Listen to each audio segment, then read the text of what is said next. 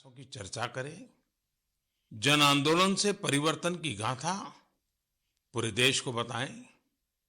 इसी कड़ी में मैं आज आपसे देश के एक ऐसे जन आंदोलन की चर्चा करना चाहता हूं जिसका देश के हर नागरिक के जीवन में बहुत महत्व है।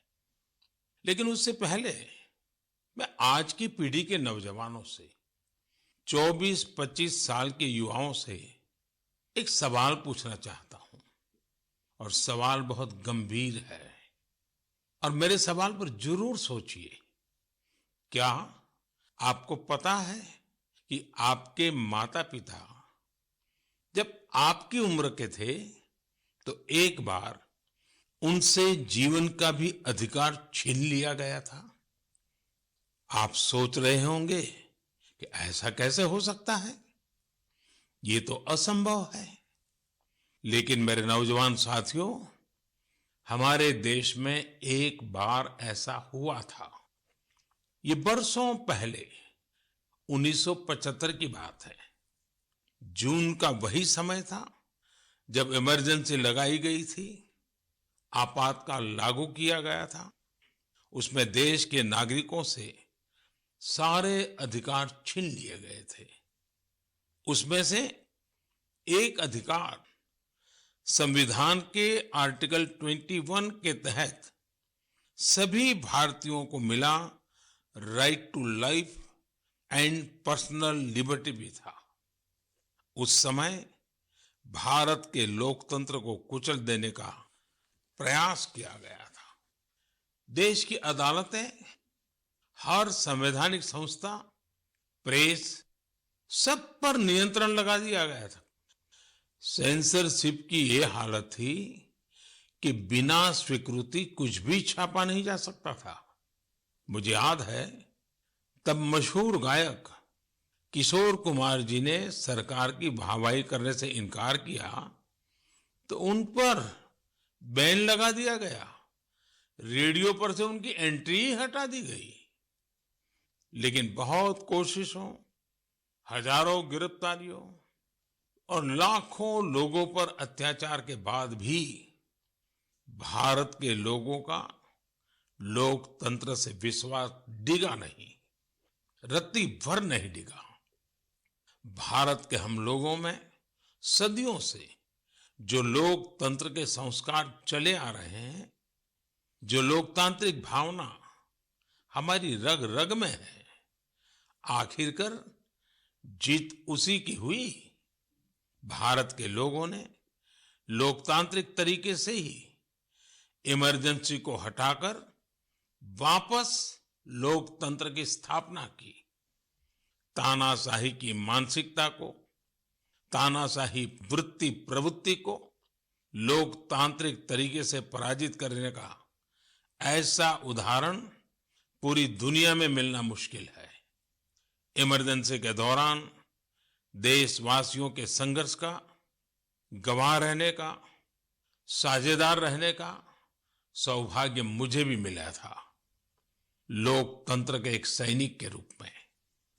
आज जब देश अपनी आजादी के 75 वर्ष का पर्व मना रहा है, अमृत महोत्सव मना रहा है, तो आपातकाल के उस भयावह दौर को भी हमें कभी भी भूलना नहीं चाहिए।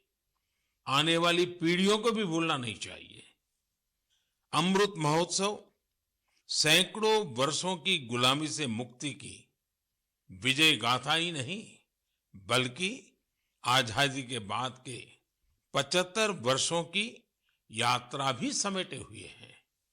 इतिहास के हर अहम पड़ाव से सीखते हुए ही हम आगे बढ़ते हैं। मेरे प्यारे देशवासियों, हम में से शायद ही कोई ऐसा हो जिसने अपने जीवन में आकाश से जुड़ी कल्पनाएं न की हो। बचपन में हर किसी को आकाश के चांद, तारे, उनकी कहानियां आकर्षित करती हैं। युवाओं के लिए आकाश छूना सपनों को साकार करने का पर्याय होता है। आज हमारा भारत जब इतने सारे क्षेत्रों में सफलता का आकाश छू रहा है, तो आकाश या अंतरिक्ष इससे अछूता कैसे रह सकता है? बीते कुछ समय में हमारे देश में स्पेस सेक्टर से जुड़े कई बड़े काम हुए हैं। देश की इन्हीं उपलब्धियों में से एक है इन स्पेस नाम की एजेंसी का निर्माण। एक ऐसी एजेंसी जो स्पेस सेक्टर में भारत के प्राइवेट सेक्टर के लिए नए अवसरों को प्रमोट कर रही है। इस शुरुआत ने हमारे देश के युवाओं को विशेष रूप से आकर्षित किया है। मुझे बहुत से नौजवानों के इससे जुड़े संदेश भी मिले हैं। कुछ दिन पहले जब मैं इन स्पेस के हेडक्वार्टर के लोकार्पण के लिए गया था, तो मैंने कई युवा स्टार्टअप्स के आइडियाज और उत्साह को देखा। मैंने उनसे काफी देर तक बातचीत भी की। आप भी जब इनके बारे में जानेंगे तो हैरान हुए बिना नहीं रह पाएंगे। जैसे कि स्पेस स्टार्टअप्स की संख्या और स्पीड को ही ले लीजिए। आज से कुछ साल पहले तक हमारे देश में स्पेस सेक्टर में स्टार्टअप के बारे में कोई सोचता तक नहीं था। आज इनकी संख्या 100 से भी ज्यादा है। ये सभी स्टार्टअप्स ऐसे ऐसे आइडिया पर काम कर रहे हैं जिनके बारे में पहले या तो सोचा ही नहीं जाता था या फिर प्राइवेट सेक्टर के लिए असंभव माना जाता था। उदाहरण के लिए चेन्नई और हैदराबाद के 2 स्टार्टअप्स हैं, अग्निकुल और स्काई रूट। ये स्टार्टअप ऐसे लॉन्च व्हीकल विकसित कर रही हैं जो अंतरिक्ष में छोटे पेलोड्स लेकर जाएंगे। इससे स्पेस लॉन्चिंग की कीमत बहुत कम होने का अनुमान है। ऐसे ही हैदराबाद का एक और स्टार्टअप ध्रुव स्पेस सैटेलाइट डिप्लॉयर और सैटेलाइट के लिए हाई टेक्नोलॉजी सोलर पैनल्स पर काम कर रहा है। मैं एक और स्पेस स्टार्टअप दिगंतरा के तनवीर अहमद से भी मिला था, जो स्पेस के कचरे को मैप करने का प्रयास कर रहे हैं।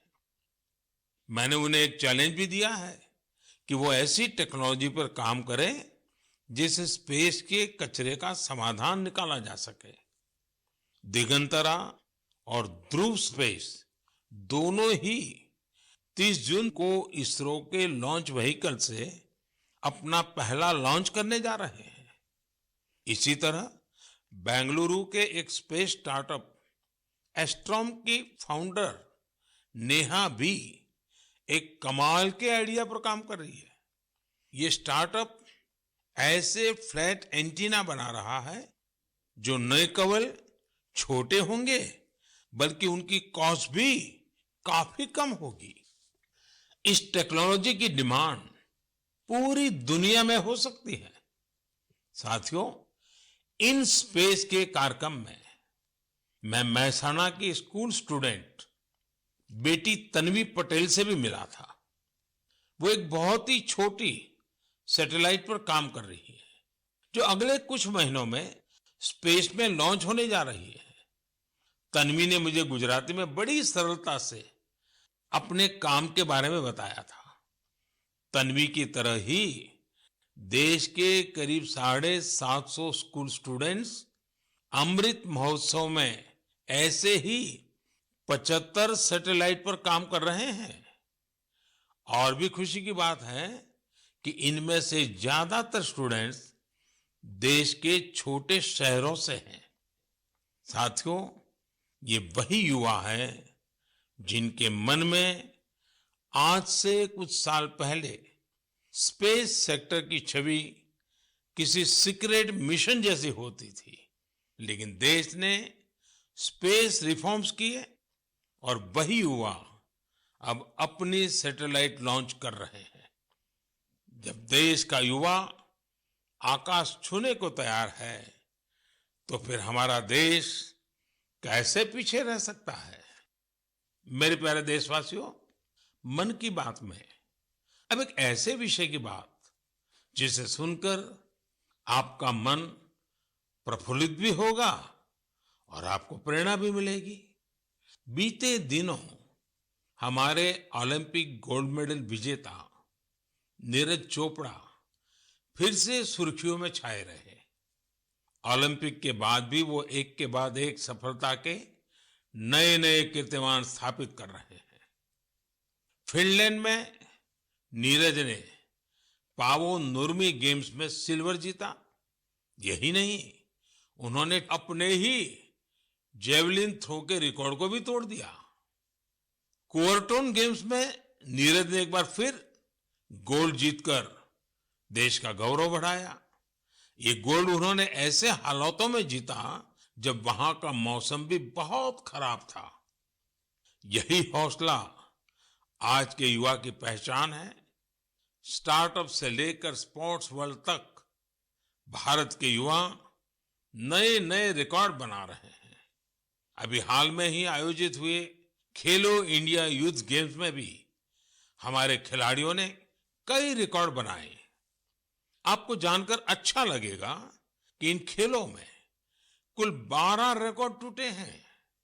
इतना ही नहीं, 11 रिकॉर्ड्स महिला खिलाड़ियों के नाम दर्ज हुए हैं। मणिपुर की एम मार्टिना देवी ने वेट लिफ्टिंग में 8 रिकॉर्ड्स बनाए हैं। इसी तरह संजना, सोनाक्षी और भावना ने भी अलग अलग रिकॉर्ड्स बनाए हैं। अपनी मेहनत से इन खिलाड़ियों ने बता दिया है कि आने वाले समय में अंतर्राष्ट्रीय खेलों में भारत की साख कितनी बढ़ने वाली है। मैं इन सभी खिलाड़ियों को बधाई भी देता हूं और भविष्य के लिए शुभकामनाएं भी देता हूं। साथियों, खेलो इंडिया यूथ गेम्स की एक और खास बात रही है। इस बार भी कई ऐसी प्रतिभाएं उभर कर सामने आई हैं जो बहुत साधारण परिवारों से हैं। इन खिलाड़ियों ने अपने जीवन में काफी संघर्ष किया और सफलता के इस मुकाम तक पहुंचे हैं। इनकी सफलता में इनके परिवार और माता पिता की भी बड़ी भूमिका है। 70 किलोमीटर साइकिलिंग में गोल्ड जीतने वाले श्रीनगर के आदिल अल्ताफ के पिता टेलरिंग का काम करते हैं, लेकिन उन्होंने अपने बेटे के सपनों को पूरा करने के लिए कोई कोर कसर नहीं छोड़ी। आज आदिल ने अपने पिता और पूरे जम्मू कश्मीर का सिर गर्व से ऊंचा किया है। वेट लिफ्टिंग में गोल्ड जीतने वाले चेन्नई के एल धनुष के पिता भी एक साधारण कारपेंटर है। सांगली की बेटी काजोल सरगार, उनके पिता चाय बेचने का काम करते हैं। काजोल अपने पिता के काम में हाथ भी बटाती थी और वेट लिफ्टिंग की प्रैक्टिस भी करती थी। उनकी और उनके परिवार की मेहनत रंग लाई और काजोल ने वेट लिफ्टिंग में खूब वाहवाही बटोरी है। ठीक इसी प्रकार का करिश्मा रोहतक की तनु ने भी किया है। तनु के पिता राजवीर सिंह रोहतक में एक स्कूल के बस ड्राइवर है। तनु ने कुश्ती में स्वर्ण पदक जीतकर अपना और अपने परिवार का, अपने पापा का सपना सच करके दिखाया है।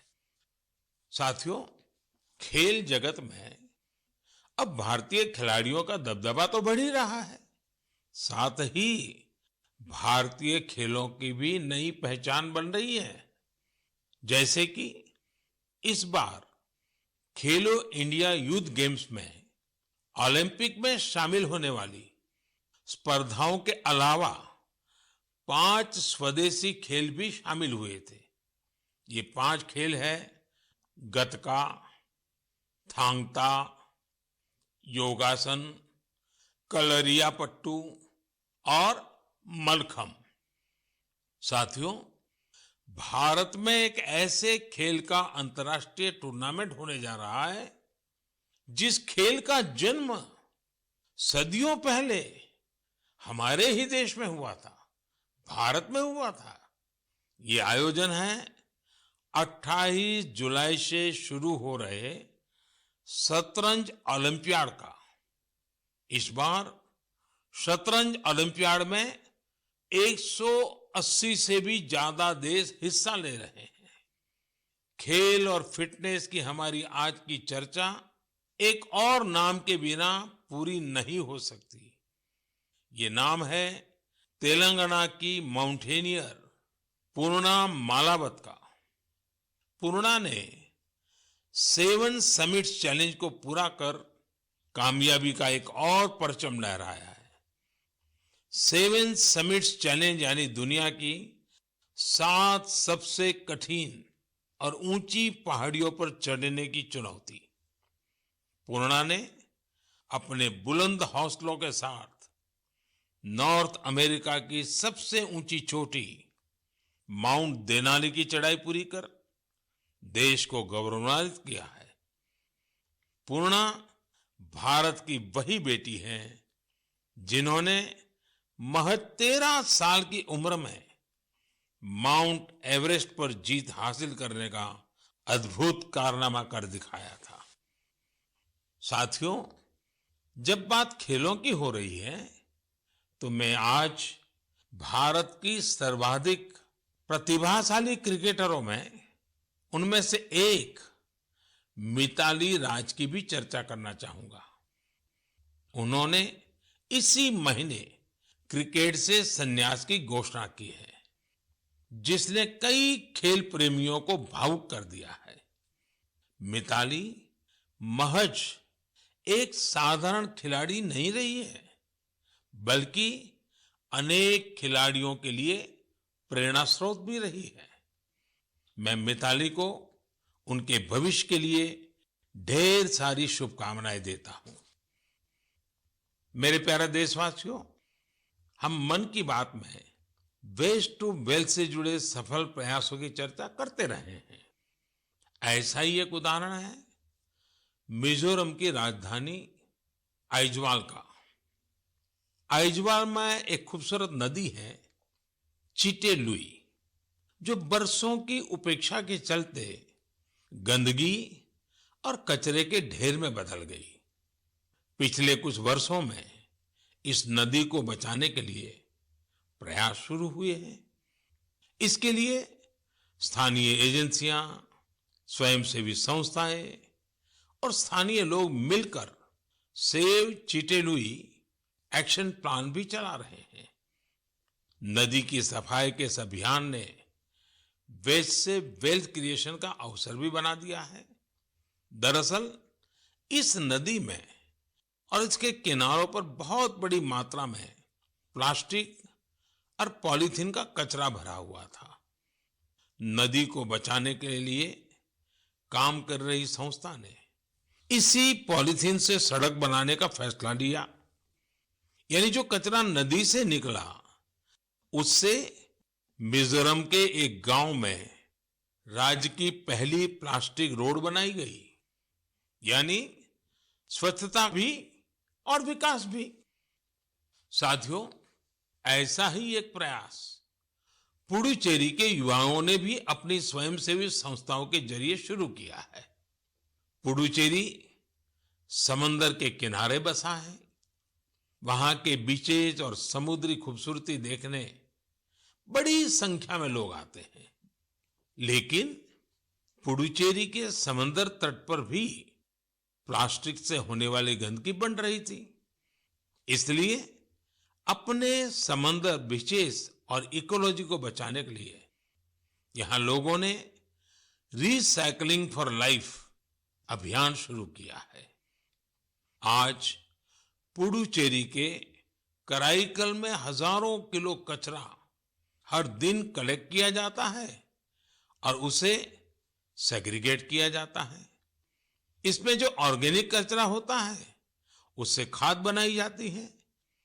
बाकी दूसरी चीजों को अलग करके रिसाइकल कर लिया जाता है। इस तरह के प्रयास प्रेरणादायी तो है ही, सिंगल यूज प्लास्टिक के खिलाफ भारत के अभियान को भी गति देते हैं। साथियों, इस समय जब मैं आपसे बात कर रहा हूं तो हिमाचल प्रदेश में एक अनोखी साइकिलिंग रैली भी चल रही है। मैं इस बारे में भी आपको बताना चाहता हूं। स्वच्छता का संदेश लेकर साइकिल सवारों का एक समूह शिमला से मंडी तक निकला है। पहाड़ी रास्तों पर करीब 250 किलोमीटर की ये दूरी ये लोग साइकिल चलाते हुए ही पूरी करेंगे। इस समूह में बच्चे भी और बुजुर्ग भी हैं। हमारा पर्यावरण स्वच्छ रहे, हमारे पहाड़, नदियां, समंदर स्वच्छ रहे तो स्वास्थ्य भी उतना ही बेहतर होता जाता है। आप मुझे इस तरह के प्रयासों के बारे में जरूर लिखते रहिए। मेरे प्यारे देशवासियों, हमारे देश में मानसून का लगातार विस्तार हो रहा है। अनेक राज्यों में बारिश बढ़ रही है। ये समय जल और जल संरक्षण की दिशा में विशेष प्रयास करने का भी है। हमारे देश में तो सदियों से ये जिम्मेदारी समाज ही मिलकर उठाता रहा है। आपको याद होगा, मन की बात में हमने एक बार स्टेप वेल्स इन बावड़ियों की विरासत पर चर्चा की थी। बावड़ी उन बड़े कुओं को कहते हैं जिन तक सीढ़ियों से उतरकर पहुंचते हैं। राजस्थान के उदयपुर में ऐसी ही सैकड़ों साल पुरानी एक बावड़ी है, सुल्तान की बावड़ी। इसे राव सुल्तान सिंह ने बनवाया था, लेकिन उपेक्षा के कारण धीरे धीरे ये जगह वीरान होती गई और कूड़े कचरे के ढेर में तब्दील हो गई है। एक दिन कुछ युवा ऐसे ही घूमते हुए इस बावड़ी तक पहुंचे और इसकी स्थिति देखकर बहुत दुखी हुए। इन युवाओं ने उसी क्षण सुल्तान की बावड़ी की तस्वीर और तकदीर बदलने का संकल्प लिया। उन्होंने अपने इस मिशन को नाम दिया सुल्तान से सूरतान। आप सोच रहे होंगे कि सूरतान क्या है। दरअसल अपने प्रयासों से इन युवाओं ने ना सिर्फ बावड़ी का कायाकल्प किया, बल्कि इसे संगीत के सुर और तान से भी जोड़ दिया है। सुल्तान की बावड़ी की सफाई के बाद, उसे सजाने के बाद वहां सुर और संगीत का कार्यक्रम होता है। इस बदलाव की इतनी चर्चा है कि विदेश से भी कई लोग इसे देखने आने लगे हैं। इस सफल प्रयास की सबसे खास बात यह है कि अभियान शुरू करने वाले युवा चार्टर्ड अकाउंटेंट्स हैं। संयोग से अब से कुछ दिन बाद 1 जुलाई को चार्टर्ड अकाउंटेंट डे है। मैं देश के सभी सीएस को अग्रिम बधाई देता हूं। हम अपने जल स्रोतों को संगीत और अन्य सामाजिक कार्यक्रमों से जोड़कर उनके प्रति इसी तरह जागरूकता का भाव पैदा कर सकते हैं। जल संरक्षण तो वास्तव में जीवन संरक्षण है। आपने देखा होगा आजकल कितने ही नदी महोत्सव होने लगे हैं। आपके शहरों में भी इस तरह के जो भी जल स्रोत है, वहां कुछ न कुछ आयोजन अवश्य करें। मेरे प्यारे देशवासियों, हमारे उपनिषदों का एक जीवन मंत्र है, चरैवेति चरैवेति चरैवेति। आपने भी इस मंत्र को जरूर सुना होगा। इसका अर्थ है चलते रहो, चलते रहो। ये मंत्र हमारे देश में इतना लोकप्रिय इसलिए है क्योंकि सतत चलते रहना, गतिशील बने रहना, ये हमारे स्वभाव का हिस्सा है। एक राष्ट्र के रूप में हम हजारों सालों की विकास यात्रा करते हुए यहां तक पहुंचे हैं। एक समाज के रूप में हम हमेशा नए विचारों, नए बदलावों को स्वीकार करके आगे बढ़ते आए हैं। इसके पीछे हमारी सांस्कृतिक गतिशीलता और यात्राओं का बहुत बड़ा योगदान है। इसलिए तो हमारे ऋषियों मुनियों ने तीर्थ यात्रा जैसी धार्मिक जिम्मेदारियां हमें सौंपी थी। अलग अलग तीर्थ यात्राओं पर तो हम सब जाते ही हैं। आपने देखा है कि इस बार चार धाम यात्रा में किस तरह बड़ी संख्या में श्रद्धालु शामिल हुए। हमारे देश में समय समय पर अलग अलग देव यात्राएं भी निकलती हैं। देव यात्राएं यानी जिसमें केवल श्रद्धालु ही नहीं बल्कि हमारे भगवान भी यात्रा पर निकलते हैं। अभी कुछ ही दिनों में 1 जुलाई से भगवान जगन्नाथ की प्रसिद्ध यात्रा शुरू होने जा रही है। उड़ीसा में पुरी की यात्रा से तो हर देशवासी परिचित है। लोगों का प्रयास रहता है कि इस अवसर पर पुरी जाने का सौभाग्य मिले। दूसरे राज्यों में भी जगन्नाथ यात्रा खूब धूमधाम से निकाली जाती है। भगवान जगन्नाथ यात्रा आषाढ़ महीने की द्वितीया से शुरू होती है। हमारे ग्रंथों में आषाढ़स्य द्वितीय दिवसे रथ यात्रा इस तरह संस्कृत श्लोकों में वर्णन मिलता है। गुजरात के अहमदाबाद में भी हर वर्ष आषाढ़ द्वितीया से रथ यात्रा चलती है। मैं गुजरात में था तो मुझे भी हर वर्ष इस यात्रा में सेवा का सौभाग्य मिलता था। आषाढ़ द्वितीया जिसे आषाढ़ी बीज भी कहते हैं, इस दिन से ही कच्छ का नववर्ष भी शुरू होता है। मैं मेरे सभी कच्छी भाइयों बहनों को नववर्ष की शुभकामनाएं भी देता हूं। मेरे लिए इसलिए भी ये दिन बहुत खास है। मुझे याद है आषाढ़ द्वितीया से एक दिन पहले यानी आषाढ़ की पहली तिथि को हमने गुजरात में एक संस्कृत उत्सव की शुरुआत की थी, जिसमें संस्कृत भाषा में गीत, संगीत और सांस्कृतिक कार्यक्रम होते हैं। इस आयोजन का नाम है आषाढ़स्य प्रथम दिवसे। उत्सव को यह खास नाम देने के पीछे भी एक वजह है। दरअसल संस्कृत के महान कवि कालिदास ने आषाढ़ महीने से ही वर्षा के आगमन पर मेघदूतम लिखा था। मेघदूतम में एक श्लोक है, आषाढ़स्य प्रथम दिवसे मेघम आश्लिष्ट सानुम, यानी आषाढ़ के पहले दिन पर्वत शिखरों से लिपटे हुए बादल। यही श्लोक इस आयोजन का आधार बना। साथियों, अहमदाबाद हो या पुरी, भगवान जगन्नाथ अपनी इस यात्रा के जरिए हमें कई गहरे मानवीय संदेश भी देते हैं। भगवान जगन्नाथ जगत के स्वामी तो है ही, लेकिन उनकी यात्रा में गरीबों, वंचितों की विशेष भागीदारी होती है। भगवान भी समाज के हर वर्ग और व्यक्ति के साथ चलते हैं। ऐसे ही हमारे देश में जितनी भी यात्राएं होती हैं, सब में गरीब, अमीर, ऊंच, नीच ऐसे कोई भेदभाव नजर नहीं आते हैं। सारे भेदभाव से ऊपर उठकर यात्रा ही सर्वोपरि होती है। जैसे कि महाराष्ट्र में पंढरपुर की यात्रा के बारे में आपने जरूर सुना होगा। पंढरपुर की यात्रा में कोई भी न बड़ा होता है न छोटा होता है, हर कोई वारकरी होता है, भगवान विठल का सेवक होता है। अभी 4 दिन बाद ही 30 जून से अमरनाथ यात्रा भी शुरू होने जा रही है। पूरे देश से श्रद्धालु अमरनाथ यात्रा के लिए जम्मू कश्मीर पहुंचते हैं। जम्मू कश्मीर के स्थानीय लोग उतनी ही श्रद्धा से इस यात्रा की जिम्मेदारी उठाते हैं और तीर्थयात्रियों का सहयोग करते हैं।